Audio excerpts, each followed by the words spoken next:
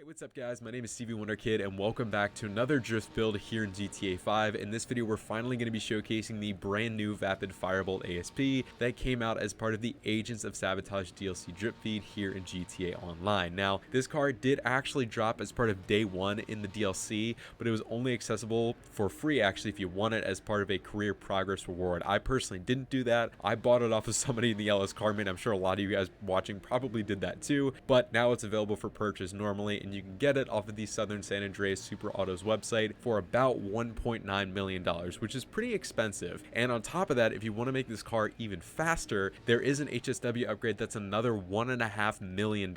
So all in, max upgrades, it's going to be like $3.6 to $3.7 million, which is crazy expensive, but I think it's partially worth it, and I'm gonna hopefully flesh that out today in this video, talking to you guys about this car's ability to drift. So with that being said, we're at the mod shop here in the LS car meet, so let's go jump into the mod shop and show you guys what I did for this build. Alrighty boys, so we're in the mod shop now, and pretty obviously you guys could tell that this is a recreation of the shop truck from the very first Fast and Furious movie that Brian's character drove. And yeah, I have a replica build out on the channel if you guys want to see that. That'll show you pretty much all the parts you need to recreate an accurate replica of the movie car. But anyway, moving into this build, the first thing I want to say is that this truck is equipped with the HSW upgrade. I actually bought it that way, but after drifting with the HSW upgrade, really, I think if you have the money for it, I would just go for it. It is really pricey, I know, but I think at least from a drifting perspective, it really kind of puts this car among some of the better low grip drift cars in the game, just in terms of its consistency with its power and all that stuff. If you don't have the money for it, I understand. I feel like you'd still be able to have fun with this thing drifting without it. I personally have it and I recommend you do it, but again, you're probably not going to miss out too much if you leave it off. But anyway, moving into the rest of this build, first off in armor, of course you guys know we always max out the armor just to prevent the car from getting banged up too much for longer drift sessions, and also this truck can't be stanced, so yeah, upgrading the armor isn't going to affect your ability to stance the car, obviously. Moving into brakes here, I originally had HSW brakes on from the person I bought it from, but I would recommend just leaving the brakes stock.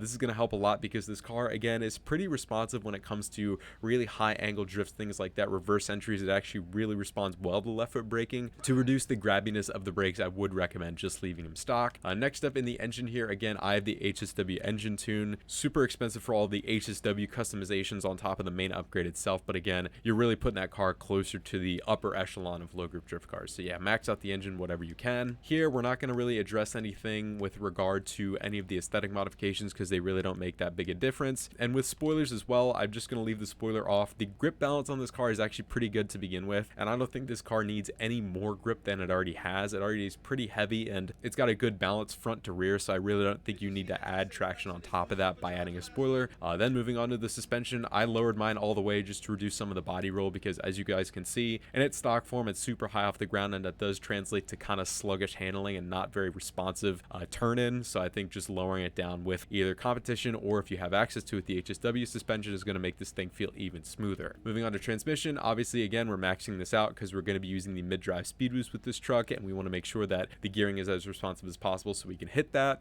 Next up here in the turbo, we're also maxing out the turbo. That makes sense there. And then for wheels here, really the only thing we added was in tire enhancements. We obviously threw on low grip tires. So yeah, this is not a drift tuning car, of course. We're relying on just low grips for this build, but as you guys will hopefully see in a little bit, this thing is an amazing low grip drift truck. So that's pretty much it with regard to upgrades. Of course, if you guys want to check out the full replica for this car, it's a pretty simple build. I do have that out on my channel. But with that all covered, we're going to hop over to the test track and give this thing a rip. All right, boys, we're on the drift track now, and as you guys can see, this thing absolutely hauls. And it's actually kind of funny. It's so unassuming. It's such like a sleeper of a truck, but the power to weight ratio, if you think about it, like this truck is so powerful, but it's also so heavy. So the ratio kind of balances out and makes this thing feel almost like a sports car when you're drifting it. Obviously, granted, it is a bit heavier. It does feel like a muscle car, but it feels a lot more hooked up and a lot more stable and smooth compared to a muscle car where, you know, a muscle car, you would have a lot softer of a suspension, a lot more body roll, and that would translate to how it would handle. It would be a little bit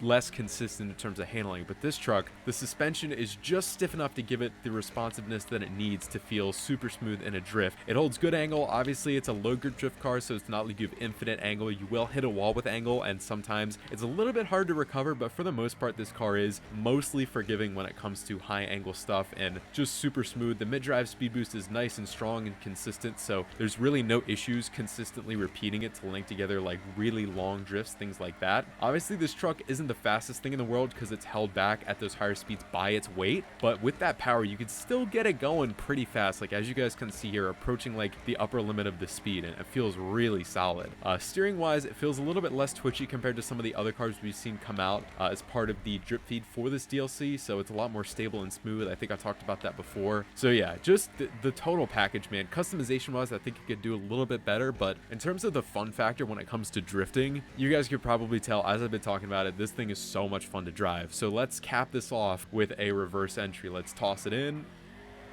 use the brakes. All right, maybe a 270, something like that. I tried my best. Every time in these testing videos when I go for a reverse entry the first try, I always overcook it and I send it way too hard. So here, let's just dip into it a little bit more gradually. There we go.